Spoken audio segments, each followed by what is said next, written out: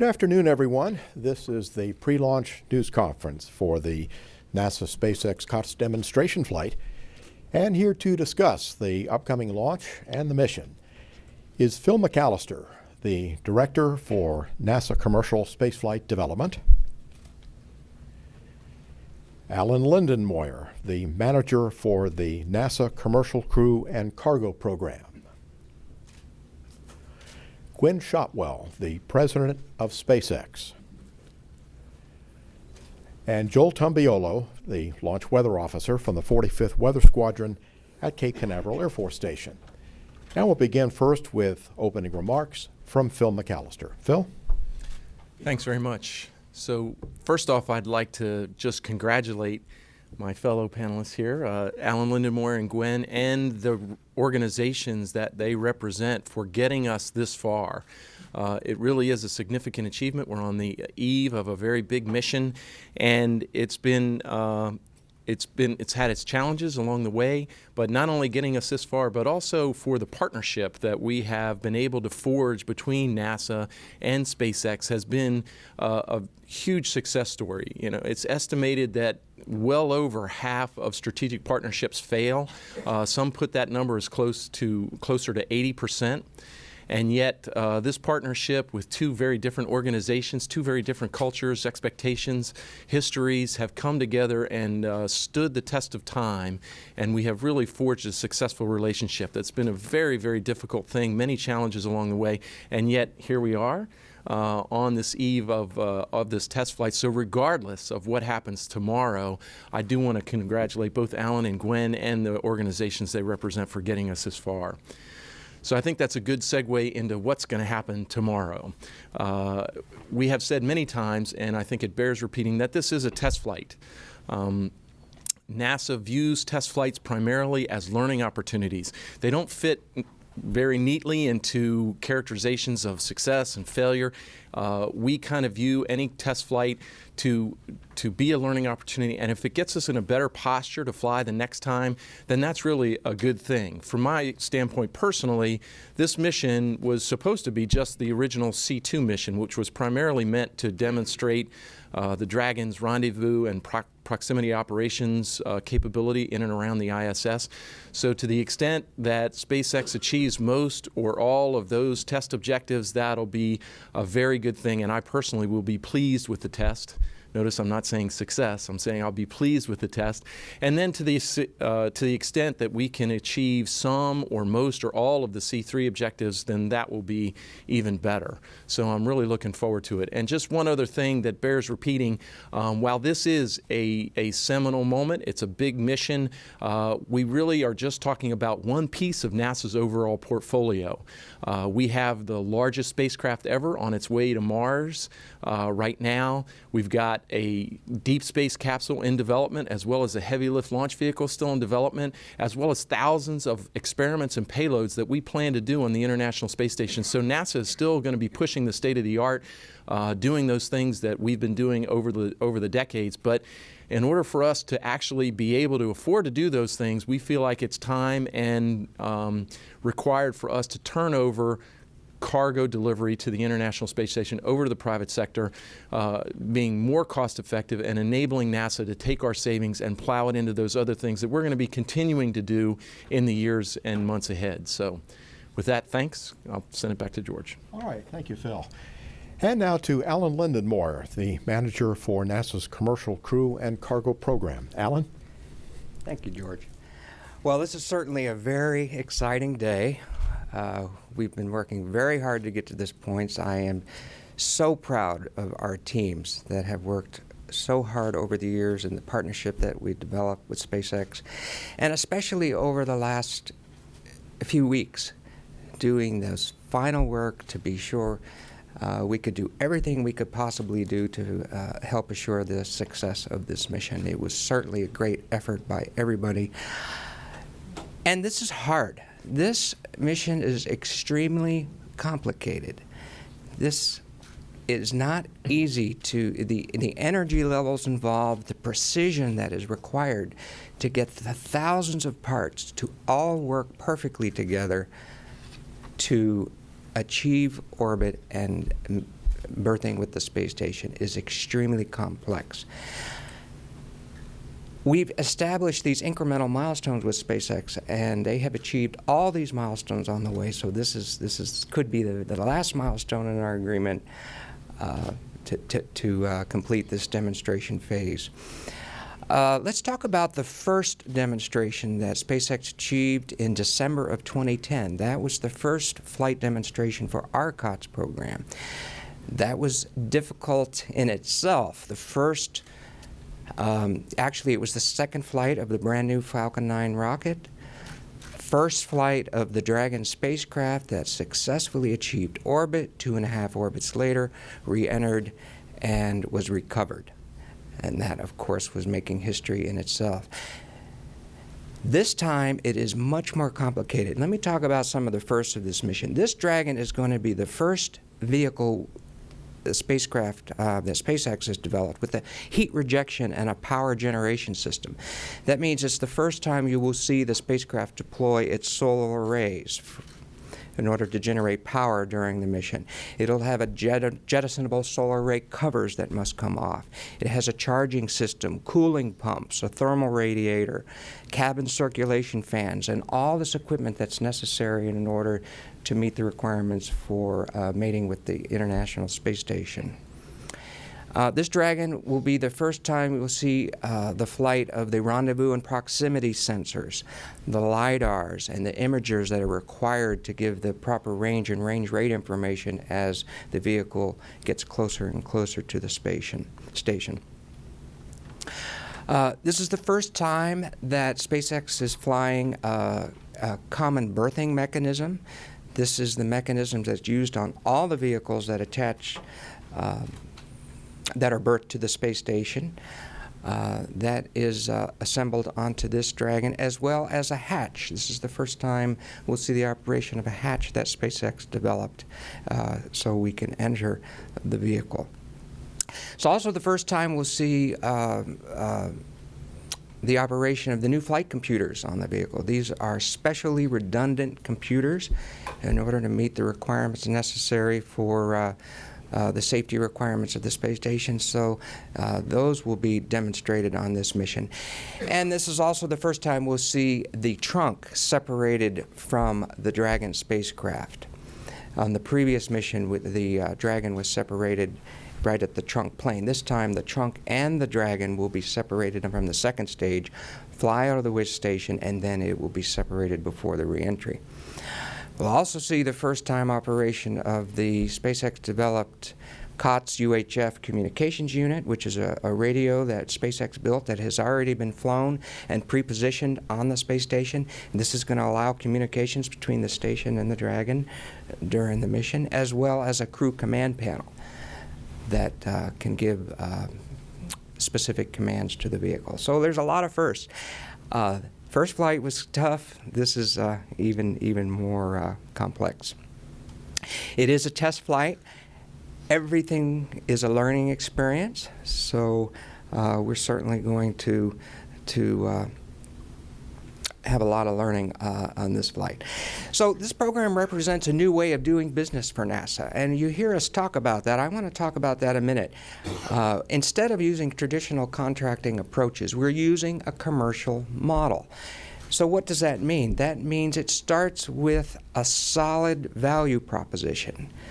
Companies have proposed to us something unique, something that was special, something that has value that they believed could be strong enough to capture a share of the existing market or perhaps create and open new markets. So we had this competition in 2006, and that was the core of what we were looking for. What is the value proposition? What is it that is different that can help lower the costs and make space more accessible? Then you have to achieve the financing. You must secure the financing and the capital resources necessary to bring this product to market. Assuming that's successful, then of course you enter the design, the fabrication, and the test phase, and finally you bring the product to market, sell it, and hopefully you have a profitable enterprise. So that's the commercial model. That's what we're using. SpaceX was a very strong contender in our competition, and we believe they had one of the strongest value propositions. We applied some of the financing to help this move along, not all.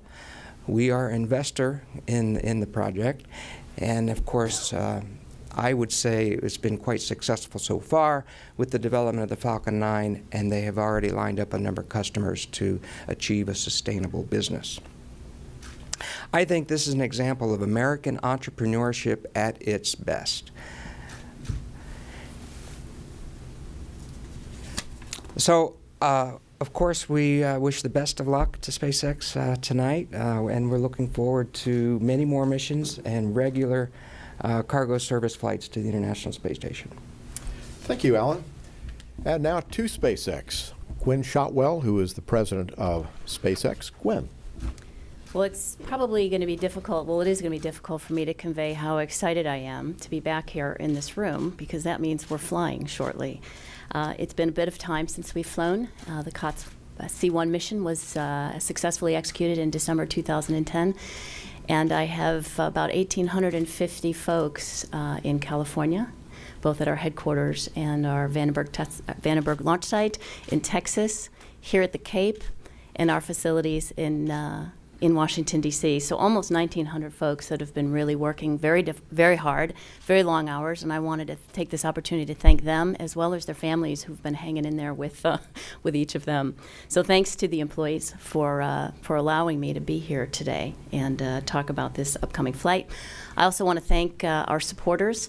I've gotten hundreds of emails just today wishing us luck for the flight upcoming here. Our customers, I'll talk about NASA last, but we have a really great and supportive set of customers. We've got over 47 Falcon 9 missions manifested. It's really been a great partnership, and SpaceX has benefited tremendously from the support that NASA's given. Our investors have been great as well. They've put quite a bit of money into SpaceX and this COTS program. I want to thank the U.S. Air Force. They are a key mission partner for us here on this upcoming flight, as well as the FAA. I see George in the audience. And there's been a number of other folks within the government that have been supportive and helpful for us to get here. Finally, of course, I have to thank NASA. SpaceX would not be the company that it is today without the help and support, both financially as well as the technical guidance and just overall helpfulness that they've been during this extraordinary period of time. We did begin this program in August of 2006, so it's been a long time coming, and we're really excited to be here. So Alan talked about a lot of the firsts, so I'm not going to go into that, but I do want to talk about the mission itself, just give a little bit of details. I won't focus too much on the prox-ops stuff with the International Space Station. I'll come back tomorrow after a successful liftoff, and we can talk more details tomorrow about that. But I do want to talk about the mission and what you guys can expect. At 4:55 a.m. local, we should be lifting off Falcon 9 with Dragon. About 9.5 minutes into that flight, we should be separating the Dragon capsule with the trunk.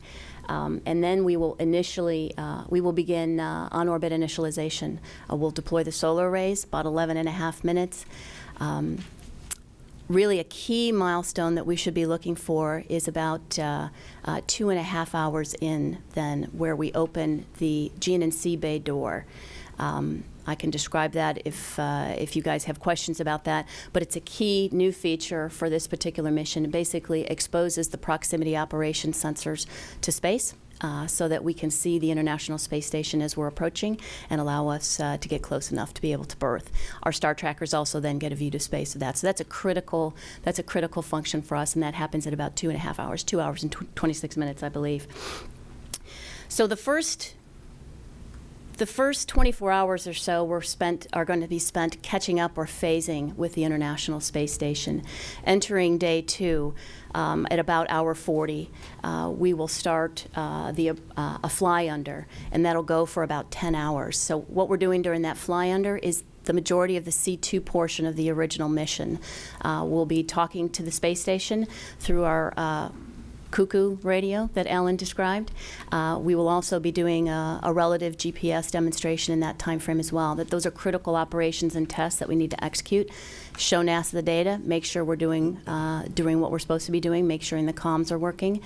I believe the the International Space Station also commands Dragon to turn on its strobe lights, just so that we know the astronauts can command through Cuckoo and the command panel that's on the ISS. Then we'll do a re-rendezvous. So we'll do a fly under, about 2.5 kilometers under. Then we go in front of the station, raise above it, start falling back behind it, and this is the re-rendezvous portion. And then we will start integrated operations around hour 70 of the mission. And then if all is going well, by hour 75, we should be berthed, which is going to be really great. So I've talked very briefly about the timeline of the mission. Alan has talked about the firsts. I am really excited to be here. I know everybody at SpaceX is really excited for this particular mission, and thanks very much. George? Thank you, Gwynne. We'll look now at the weather forecast for tomorrow morning. Joel Tumbíolo, launch weather officer from the 45th Weather Squadron at Cape Canaveral Air Force Station. Joel? Good afternoon, everyone. For those who don't live in Florida and have been here the last few days, you've kind of gotten a taste of what our afternoons and evenings are alike around here during the summertime. We've had widespread thunderstorm activity and things of that nature. It's pretty common for us to receive that kind of weather during the summertime months. So the first good news that I have is that since this is an early morning launch, that is typically during the summertime anyway, our best weather time of the day. So for that reason, we are looking at favorable conditions. If I could have the satellite picture up, kind of just give you a scenario what we can expect over the next 24 hours. Again, basically we've had afternoon thunderstorms roll through the area, combination of tropical moisture and our normal local sea breeze, and we've also had a little bit of a weak boundary move through the area. Combination of all those factors have given us the widespread thunderstorms over the last few days. The good news is one of those features, the surface trough, has kind of moved through the area earlier this morning, and it has taken away some of the moisture in the atmosphere and moved it off out over the ocean. So we are a little bit drier over the peninsula today. So although we won't be totally thunderstorm free, the coverage of thunderstorms will be much, much less this afternoon and evening than what we've seen over the last couple of days. We could have one or two in the area, but again, I'm not expecting the widespread strong thunderstorm activity with frequent lightning and all that during the afternoon and evening today. So that is good news. Again, once we get into the overnight hours during this time of the year, it's typically our best time of the year. What we expect during the overnight hours is just some partly cloudy skies. There could be a couple showers over the ocean wandering around, but they're not going to be too much of a threat. Our winds will be favorable. Right now they're out of the north, and they'll be out of the northeast and east later on this afternoon with our sea breeze. Once we get into the overnight hours, this is the forecast for tomorrow morning, it's going to have a light easterly wind, probably on the order of 5 to 10 knots. Not really expecting any concerns as far as wind. And again, just one scattered cloud deck at around 25,000 feet. Could be a couple isolated showers in the area, but again, we're not expecting that to be too much of a concern. And as far as the probability of violating one of our weather rules, it's only a 30% chance of that occurring, which for this time of the year is a fairly low number. And again, our main concern is what we call the cumulus cloud rule, which is basically just clouds in the area, and if they reach a certain temperature and if they're a certain distance away from the launch pad, we have to watch them. But again, that concern is very, very low. So we are looking at a very favorable condition early tomorrow morning. As far as temperatures, they will be in the low 70s, 73 to 75 degrees, so not expecting any concerns there. And if we were to go into the 3-day delay for whatever reason, very similar condition. The only change is that our winds will be a little bit more out of the southeast, which could bring a little bit more moisture and a few more showers and clouds in the area. But again, overall, being an early morning launched, again, this time of the year, that's our best time of the year for weather, and we're only looking for a 40% chance of a violation. Again, that's for the 3-day delay if that were to be needed. So in summary, again, we could have 1 or 2 thunderstorms, not necessarily on the Cape here, but somewhere in central Florida that we will be monitoring. Once the sun sets, those will die out. and then we're just expecting good conditions throughout the overnight hours into tomorrow morning. So that concludes my briefing. Thank you, George. All right, thank you, Joel. We're ready now to take questions. Please be sure to give your name and your affiliation when the microphone comes to you. And we'll start, let's start with Marcia right here in the second row, and then we'll come forward. Marcia Dunn, Associated Press for Ms. Shotwell. Talk about your sense of what this means for the history of space flight from your perspective, from the company's perspective, and how important it is for you to succeed at least in some of your objectives. Well, if successful, there's no question this is a historic flight. There's been only 4 nations or groups of nations that have berthed or docked a spacecraft to the International Space Station. It's Europe, Russia, the United States, of course, and Japan.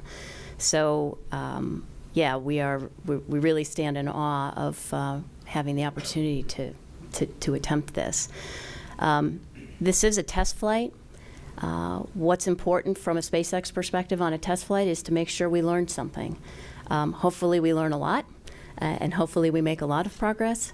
But really what we're here to do is to demonstrate this spacecraft, ring it out to the maximum extent possible, and then obviously the ultimate goal is to berth.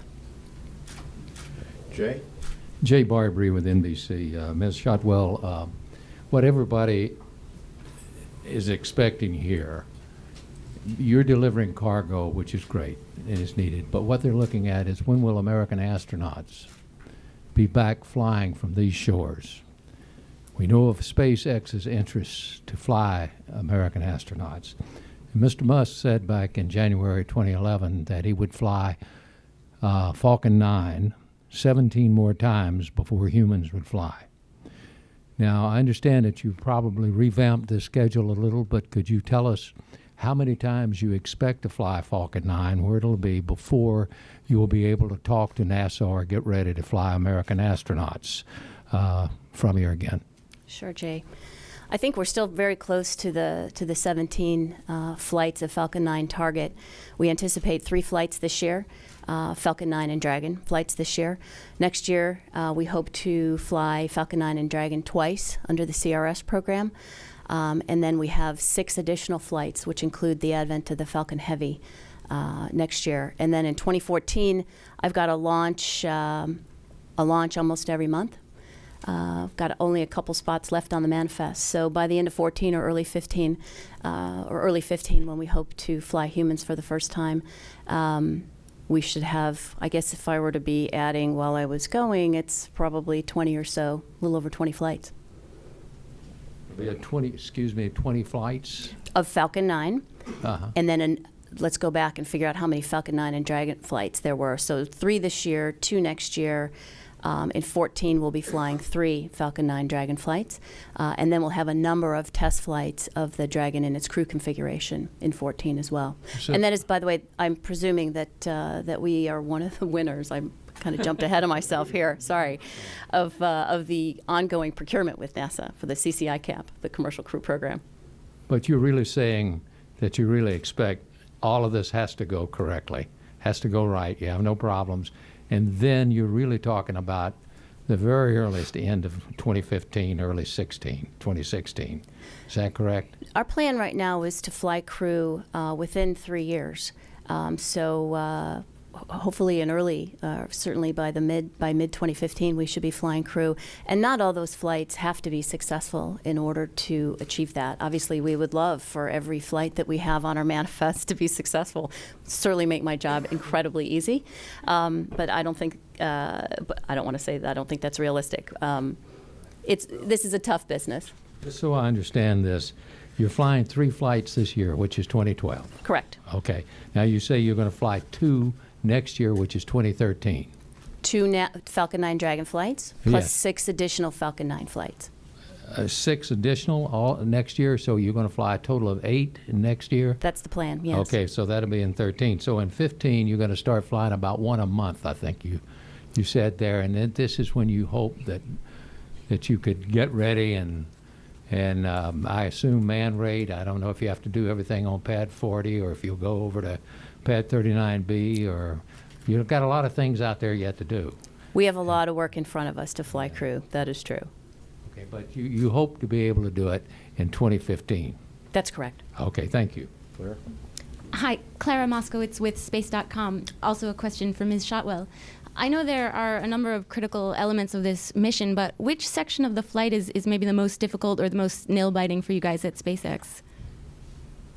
You know, I think we're going to be biting off our fingers between now and hour 75. Launch is obviously key. You got to get Dragon successfully to orbit, so that's a pretty nerve-wracking time frame. This is actually a difficult mission from the perspective of the launch window. We have a near instantaneous launch window, so if by 4:55 and a couple of seconds we haven't lifted off, we will have to scrub. We actually do have opportunities every day, but they have massive propellant requirements in order to catch up to the space station. So the optimum time for us to fly again would be the 22nd. So, you know, I don't think there's going to be a lot of sleep in the next 70 or 75 hours for folks at SpaceX. It's all hard. Hi, Robert Perlman with CollectSpace.com.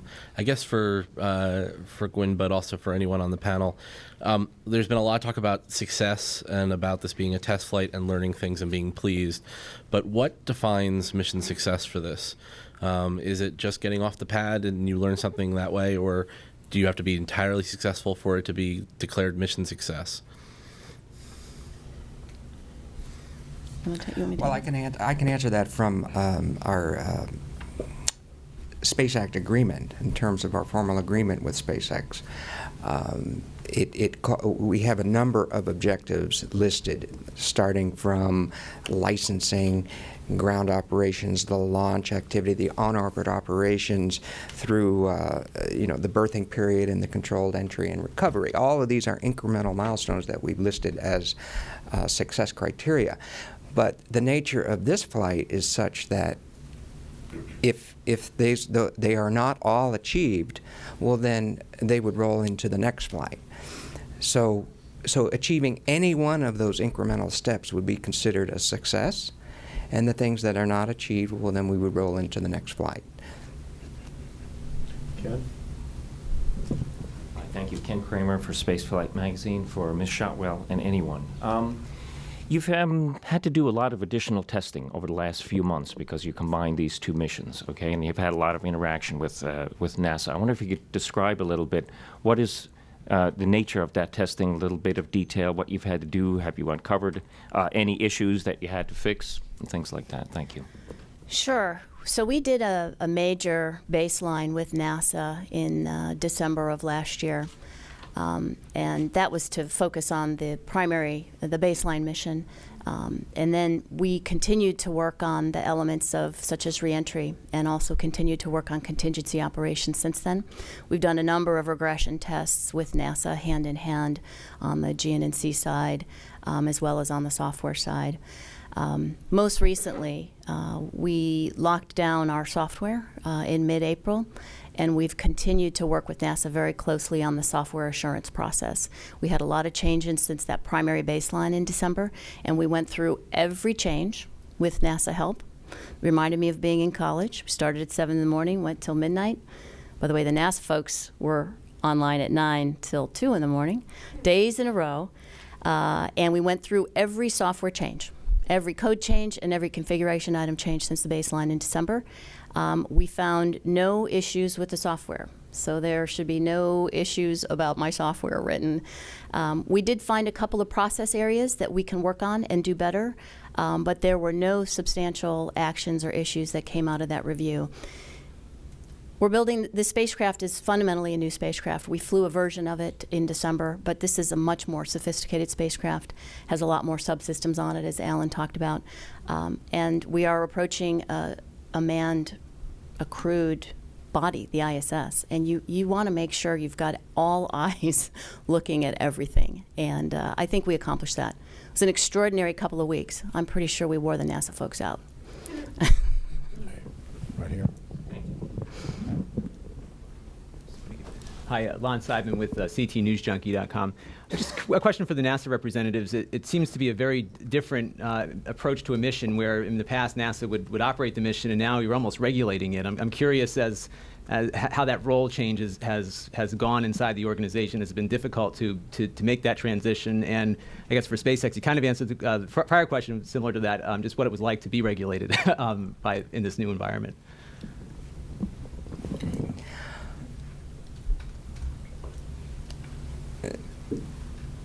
There's no doubt that this is different for us. We are very accustomed to establishing a large list of detailed requirements that we assure are verified and met for all of our missions. This time we had to think like a customer of services. Sort of an end-to-end cargo delivery. Here's our cargo. We expect it to be delivered in the same shape we gave it to you and recovered. And that was a whole different mindset for us, because the requirements then came down substantially to what our needs were. And then we focused only on the firm requirements that were required to assure the safety of the space station. So that was a different approach for us, and I think it worked out very well. Of course, in terms of the space station verification, as Gwynne mentioned, I mean, part of this, looking at all the software changes and verifying and running it through our joint simulations, is part of a standard process that we would do for any vehicle. But the rest of it was pretty much up to SpaceX in terms of the configurations of the vehicles, the cargo capacities, the volumes, and we learned to utilize what SpaceX was offering instead of very specific requirements. And just one more clarification. If I could add one more thing, NASA's role is not regulatory in this environment. I can see where you might make that assumption, but the FAA is one of our partners. They're not up here today, but they are certainly one of our partners, and they have the regulatory role for this mission. NASA's role is more like Alan said. I kind of think of it more as an investor, a very interested investor. And if you look across the NASA portfolio, we purchase commercial services for a lot of different things. We've just never done it in human spaceflight. So there was a lot of expertise and historical experience that we could draw on. We purchase our robotic launch services commercially as well. So been able to incorporate some of those lessons learned. So while it was new, it wasn't completely new. You know, it's hard to characterize these things as either half empty or half full. But there was a lot of historical experience for us to leverage. But it has definitely been a change in the human spaceflight area, and it's taken many years, but we've done a pretty good job, I think, over that time. Hamid Behrawan with Voice of America. In terms of command and control of Dragon and also Falcon, who actually has the lead? And if anything goes wrong, would it be SpaceX or NASA that would actually have full control of, especially Dragon, especially during fly under, approach, and berth? SpaceX commands the Dragon capsule and operates the Falcon 9. The crew on board the ISS, and I believe the crew, the operators in mission control, have the ability to call an abort. So NASA has the ability to call Dragon off if they are concerned about anything. Dragon autonomously could abort as well, and we could obviously command an abort. So we operate the vehicle in any nominal situation, but the crew on the International Space Station, MCC in Houston, Dragon itself, and SpaceX Mission Control can command and abort. And let me just add, certainly SpaceX is flying and in command of the vehicle, but there are a very specific list of flight rules that as the vehicle approaches the station, there are predefined rules in terms of redundancy, reliability, and performance of the vehicle. And it will be passing through these periods of go, no-goes as it approaches. And that is an operation that is managed out of Houston Mission Control. But the actual control and commanding of the vehicle is by SpaceX. Bill? I'm Bill Hart with CBS News for Gwynne, or maybe for Phil, I'm not sure. But you're talking 2015 if all goes well, and I understand that. NASA's told us repeatedly that based on the budget profile, you're out to 2017 at this point at the earliest, and if this year's budget if you have problems, it could be even later. So my question is it 2015 is what you could do if you were fully funded? And does SpaceX have the ability to make something happen even if the NASA budgets aren't fully funded? In other words, are you committed to making this happen on a faster schedule on your own? Given what we've seen about the budget this year and what we would anticipate next year, we believe 15 is a reasonable date to fly crew. Now, if budgets were to get cut dramatically from current or anticipated levels, then we might look at a stretch out. SpaceX was founded actually to take crew and explorers to space, so we would proceed regardless. However, it would take longer because it's a lot of capital for a company to raise. It would take longer. Phil, could you talk about that a little bit, on the budget, or maybe or Alan, whoever? Well, it's impossible to speculate on future budgets. We're going to get what we're going to get, and we'll see. I think I can say for sure that we will make the best use of whatever budget that we do get. I would say in terms of the schedule, that's another very difficult thing to predict, just like the budgets. There is a connection there, obviously, between the budgets and how fast we can go. But I think it's important to realize that there is a distinction between when they could first fly people and when they would be certified to fly NASA astronauts to the International Space Station. Those are two different dates, and I think when NASA says 2017, that's sort of our best estimate as to when we will actually have a certified vehicle flying to the ISS, but we're not going to preclude an earlier availability of services. So we recognize that many of our partners believe they can get there quicker, and we certainly don't want to slow them up. So we are going to allow for an earlier availability of services. But when we look at the picture, we think it's safe to say, we think a reasonable estimate, and it's just an estimate, is 2017. Could be longer, could be shorter. We'll see, but we think that's reasonable. Thanks, Peter. Thanks. Peter King, also with CBS News, and this is for Ms. Shotwell. And everybody's talking about, of course, commercial space, and there have been a lot of parallels drawn between what's happening here in the early days of aviation and the airlines. This is a couple parts here. At what point have you made back your investment, and does this start being a profit-making venture rather than trying to earn back the investment?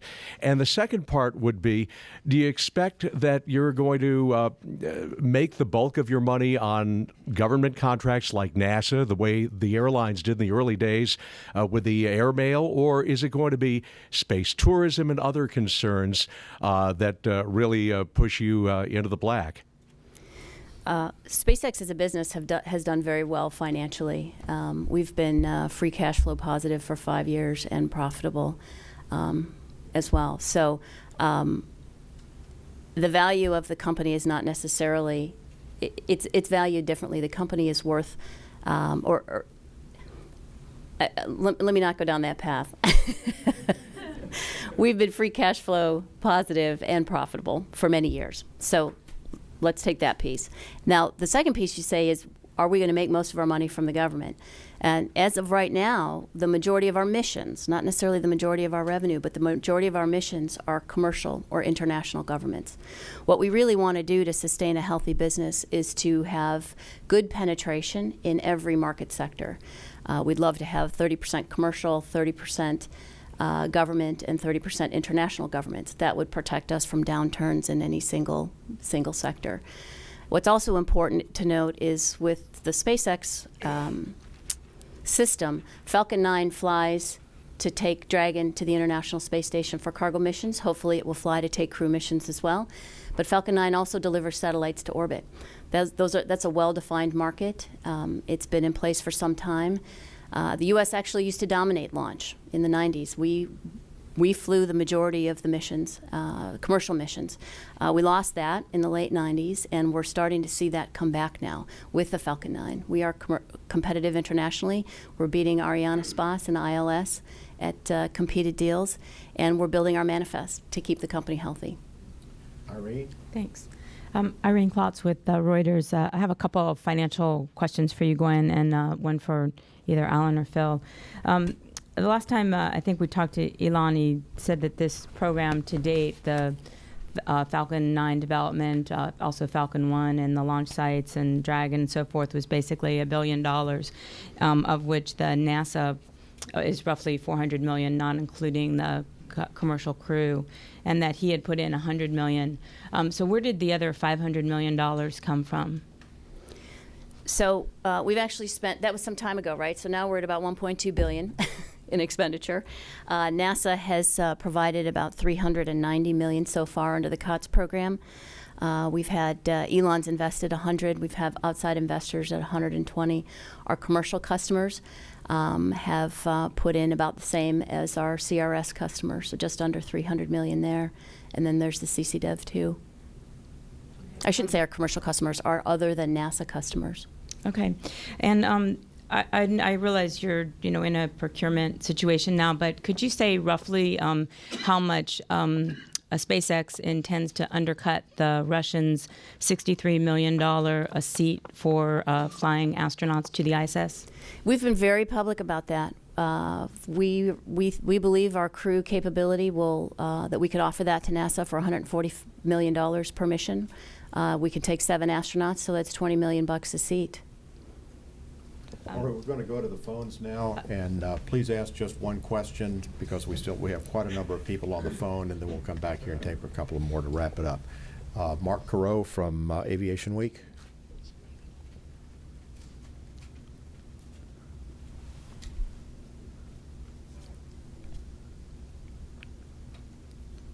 Mark, you there? Okay, how about Andy Cox from the Weather Channel?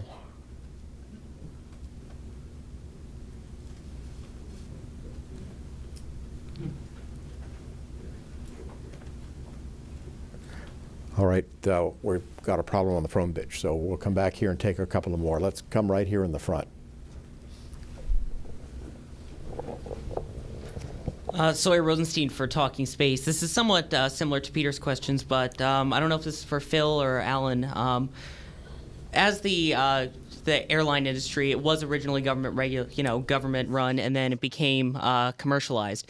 Do you foresee that becoming similar with what NASA plans to do with the future of commercial space?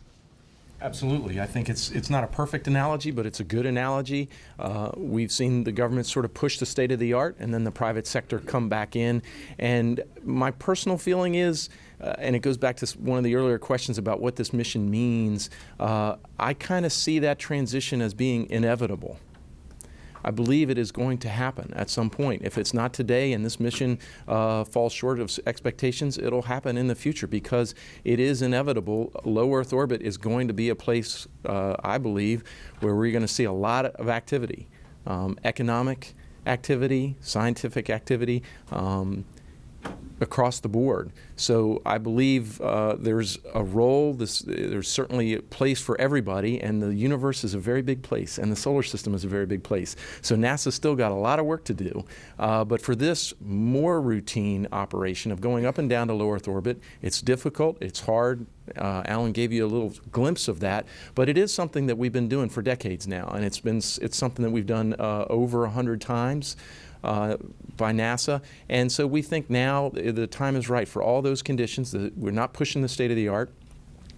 It's a well-defined mission that has potential for other customers in addition to NASA. When you put that all together, it's, in my opinion, an inevitable outcome that this will eventually be low Earth orbit. And I think that's a good thing for everybody, right? It frees NASA up to continue to do the things that we've been made us proud as a nation over those years. And the other important thing is we've had some setbacks in human spaceflight, and that's required us to sort of have a discussion within the nation about whether this is something we still want to do. And there's been some people, after each one of those setbacks, have argued for us to get out of space or low Earth orbit or human spaceflight. I believe that this transition is very important for continuing that push outward into the solar system. Once we get private enterprise and economic interests out to low Earth orbit, there will be no turning back. It will no longer be subject to the prevailing political winds, and that's why I think this transition is so important. It'll just keep pushing us further and further out. No more looking backwards, only looking forwards. Right, question right here.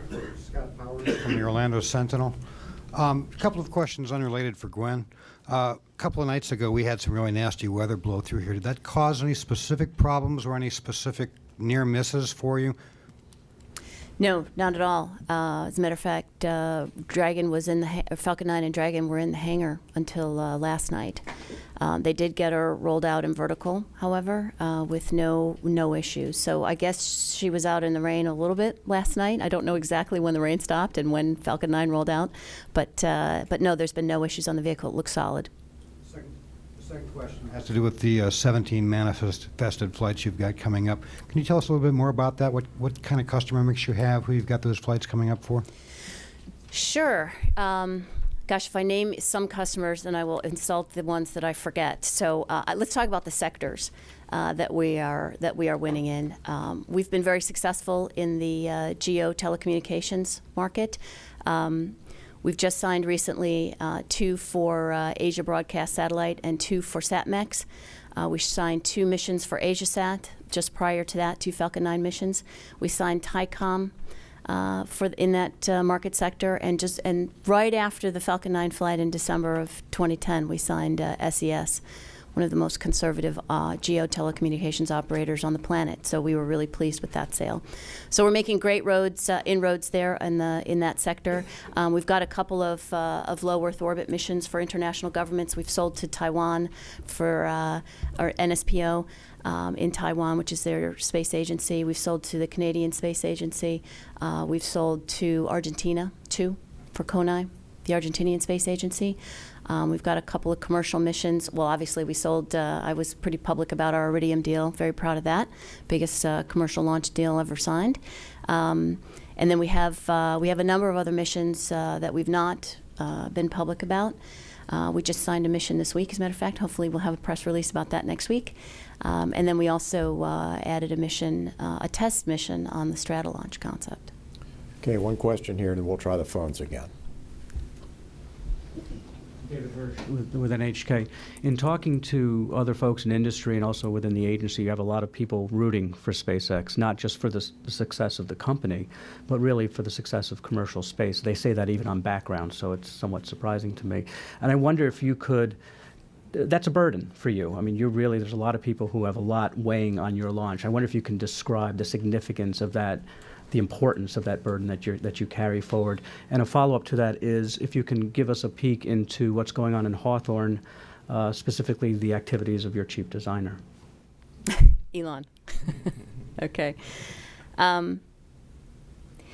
Yeah, it's we take the role very seriously. We know this has been touted as a huge mission. We keep trying to say it's a test.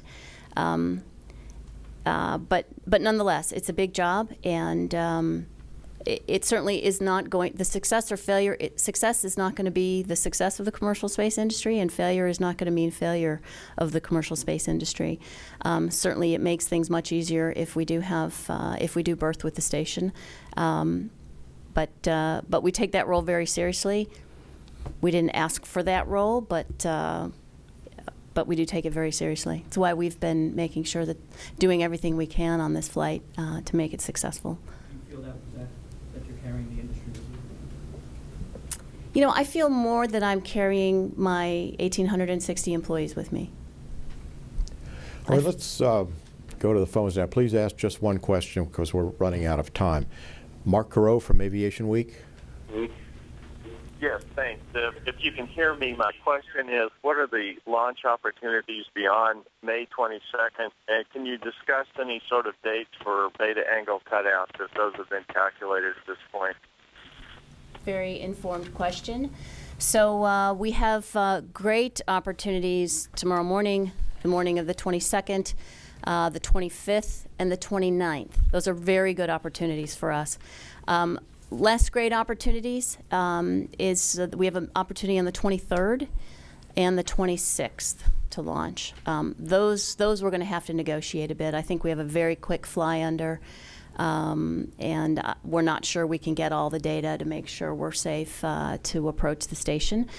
As far as the beta cutouts, beta is the sun angle to the orbit plane. We're entering a period of very high beta angle to the International Space Station. Things get very hot in that time frame, and there is a cutout. So after the 29th is our last opportunity to launch before this cutout, and I don't know when we can come. I don't have a specific date when we come back, but it's around the late teens of June that we can come back and fly again. Okay, Andy Cox from the Weather Channel.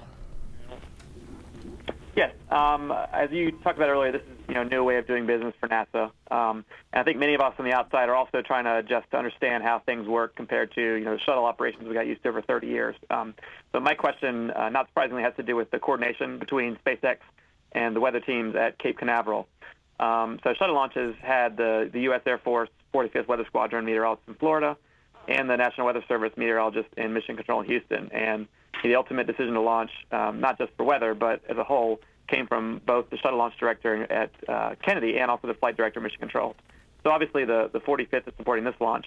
But does SpaceX, do you have your own meteorologists in California, or do you rely completely on the Air Force team? And also, I guess, who has the ultimate authority to decide whether to launch? That's a good question. I know we rely very heavily on the weather, the meteorological, did I say that right? Meteorological department with the Cape here. We believe we send up some balloons to check winds aloft. The range does give a red, yellow, green during our countdown sequence, however, and if we're red on weather, then we don't fly. I guess the ultimate decision is with you guys. Yeah, we have, if I may, we have the same safety triggered lightning rules as we have for every launch vehicle here on the Cape. So as far as those rules are concerned, we have the Air Force, the range has the ultimate authority on go or no go as far as flight is concerned. Okay, Dan Leone from Space News. Hi, everybody. Thanks for doing the call and for fixing the phone. I'm curious, why is the launch opportunity an instant window? And will all the follow-up opportunities also be instant windows? In the two previous Falcon 9 launches, they have both had some sort of unplanned hold. Yeah, it's not actually an instantaneous. It's a near instantaneous window. The problem is that you want to catch the orbit plane. You want to launch when the orbit plane flies as close to your launch site as possible, and that moves. So the more you miss it, the more propellant you need to catch up. We could probably, and I don't know exactly. It's something like a couple of kilograms of propellant per second. But we don't generally recycle in a couple of seconds. We've recycled many times, but it usually takes many minutes or even up to 50 minutes. We would not launch 50 minutes later because we wouldn't have enough propellant on board to catch up with the space station. So it's a very tight window. It's not instantaneous like interplanetary missions, but it's tight. It's very tight. And maybe I could add a little, Gwynne, that this mission is particularly constraining because of all the objectives SpaceX is trying to achieve. Therefore, they need as much propellant margin as they could possibly get, but they are protecting for not only completing the C2 objectives, but also the re-rendezvous and then coming back and berthing for the C3 objectives. And then even on top of that, they would like to protect for an abort case so that they could even come back and try again. So because of the number of objectives on this flight, that requires a lot of propellant, therefore they need to have very precise timing on the launch in order to have the margins they need. All right, Carrie Sheridan from the Agency French Press.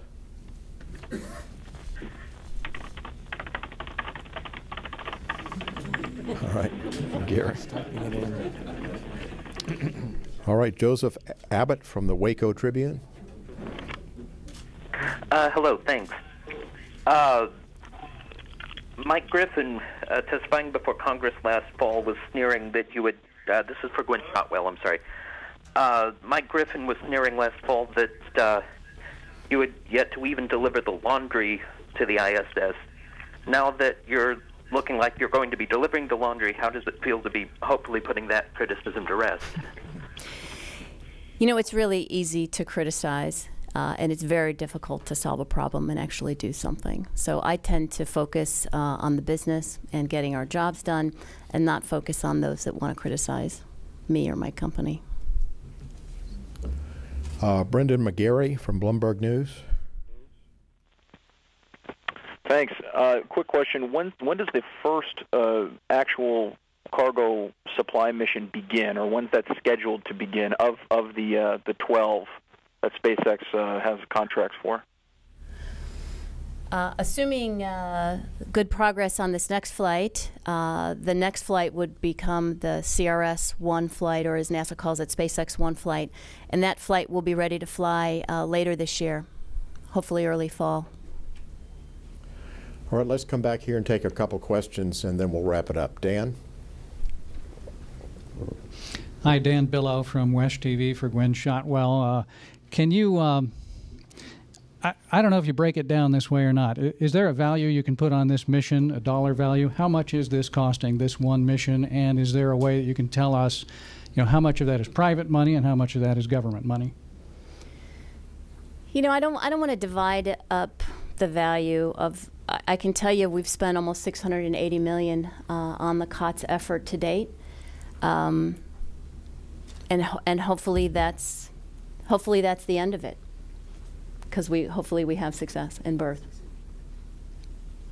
I also wanted to know, if I could, given that 1 second or so launch window and the fact that this rocket has flown just twice, I believe, a full-up Falcon 9, what do you think is the chance that you'll just actually get into orbit tomorrow? I don't know that anyone is ever good at predicting these things. We have not hit a T0. I don't believe we've hit a T0 yet on our first attempt. We got there on the second attempt for the wet dress rehearsal. However, our team learns every day more about this vehicle. So I'm going to give myself better than a 50-50 shot of lifting off tomorrow. And if we lift off, I believe we will get to orbit. Right here. Jason Parr with Wired.com and from Ms. Shotwell. You mentioned that the Dragon that's flying tomorrow is different than the Dragon that flew back in December of 2010. Could you elaborate a little bit? And are those mostly internal differences, systems, or is there a structural difference? And then moving forward to the resupply missions, are there known changes that will happen to the Dragon between this one and the next couple launches? There's no primary structural change to this particular Dragon. It's a greatly enhanced Dragon. It has a power generation system, meaning solar arrays. We did not have that on the first Dragon. It has a common berthing mechanism, which actually I guess is a structural change. But that's the interface between Dragon and the International Space Station. So it's got the power generation system, the CBM interface, and then the proximity operations sensor suite. The other difference is less physical, but the software is dramatically more complex on this mission, and we're also redundant or dual redundant in every safety system. So the Dragon we flew in December 2010 was a largely single string, not completely single string, and did not have those other features that I talked about. Going forward, the CRS Dragons should look largely like this. There are some upgrades that we would like to work on. One, NASA would actually like us to increase the power capability of Dragon, so we're looking at being able to provide more power to the cargo, and that requires some avionics adjustments. But then the next big change would come with the integrated launch escape system on the commercial crew program. All right, that's all we have time for. This brings us to our next major milestone, which is going to be launch coverage. That starts at 3:30 a.m. Eastern Time on NASA TV. And thank you very much for coming. That will conclude the briefing.